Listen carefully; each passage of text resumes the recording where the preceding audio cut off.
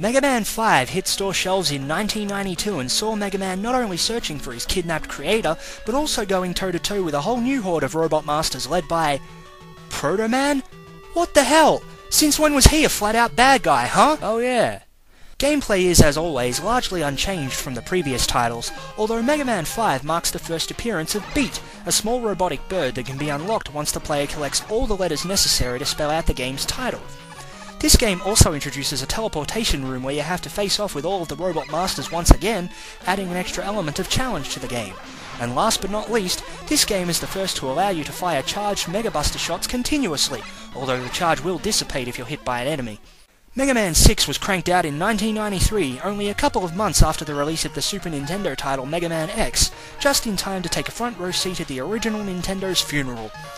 Being the first title to include fan-created Robot Masters, the backstory to Mega Man 6 involves the first ever Robot Masters tournament, held by the billionaire engineer Mr. X, from which the 8 Robot Masters in the game emerge victorious. When Mr. X reveals his plans for world domination, Mega Man takes it upon himself to do his usual hero thing and send Mr. X packing. As always, Mega Man's arsenal is expanded yet again with the ability to combine with Rush to form either a flight-enabled Jet Mega Man or an incredibly strong Power Mega Man. In addition, you can obtain an energy balancer that allows Mega Man to recharge all of his special weapons without equipping them. Pretty cool if I do say so myself. It wasn't until 1995 that the original Mega Man series finally made the transition to the Super Nintendo with Mega Man 7, which was the last game in the series to use the password system introduced in Mega Man 2. Unfortunately, this is where the Anniversary Collection starts to show some real flaws. Taking place only half a year after the previous game, Mega Man 7 sees Dr. Wily escaping from his imprisonment in the midst of a rampage caused by a brand new batch of Robot Masters.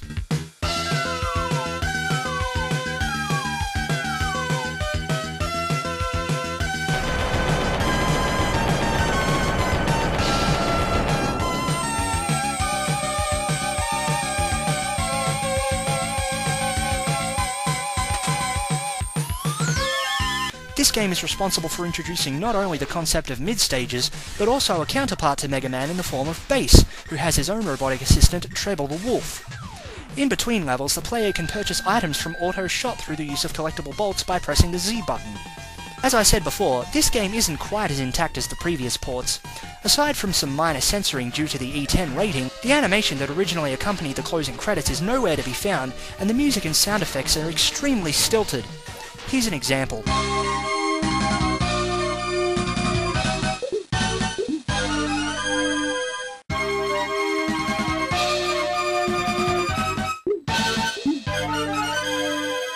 Otherwise, the game's made the leap from cartridge to CD in one piece. Mega Man 8, released in 1997 in celebration of the Blue Bomber's 10th anniversary, revolves around Mega Man's investigation of a strange evil energy and his subsequent efforts to foil Dr. Wily's latest Robot Masters, which are empowered by this same energy. Along the way, he encounters a powerful new ally named Duo, although needless to say their first meeting isn't exactly a pleasant one.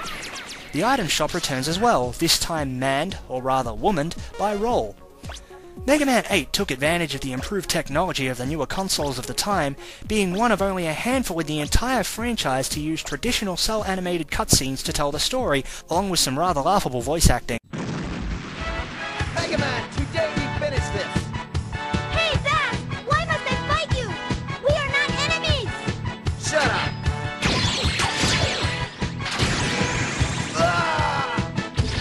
Mega Man! Roll! Mega Man, hurry! You must come with me! You can't leave yet! Rush Jet! Whoa! Dad, you'll have to take care of this some other time! No!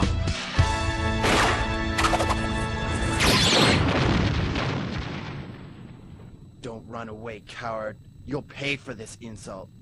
I'll be back. And also being the first game to not only allow Mega Man to swim, but also use his Mega Buster while equipped with a Master Weapon, and even use 2 Master Weapons simultaneously. Another new addition is the Mega Ball, which, while it may seem utterly useless, is actually necessary at certain points in the game.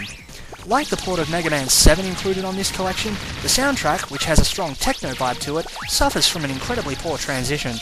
The background tracks all loop incorrectly, and the last 4 of the 8 Robot Masters sound like chipmunks whenever they speak during battle. The fact that the PlayStation version of Mega Man 8 is included here also means that the boss battles with Woodman and Cutman from the Sega Saturn version are absent. On the plus side, however, the loading times from the original PlayStation version have been completely eliminated. Now, what would any video game anthology be without some unlockable bonus features? Well, the Mega Man Anniversary Collection has more than its fair share, including the 2 Mega Man arcade games, The Power Battle and its sequel, The Power Fighters, as well as image galleries, remixed songs, and even an interview with Mega Man's creator. How's that for incentive? Overall, the Mega Man Anniversary Collection is a worthy addition to any Mega fan's collection, despite the aforementioned flaws. Some of the only truly major strikes against this title would be the lack of customizable controls, as well as the exclusion of the fan-named Mega Man 9, Mega Man and Bass, most likely due to its US release around the same time. However, the pros far outweigh the cons, as the price for this anthology is cheap, so you'll get a big dose of content for only a small amount of cash.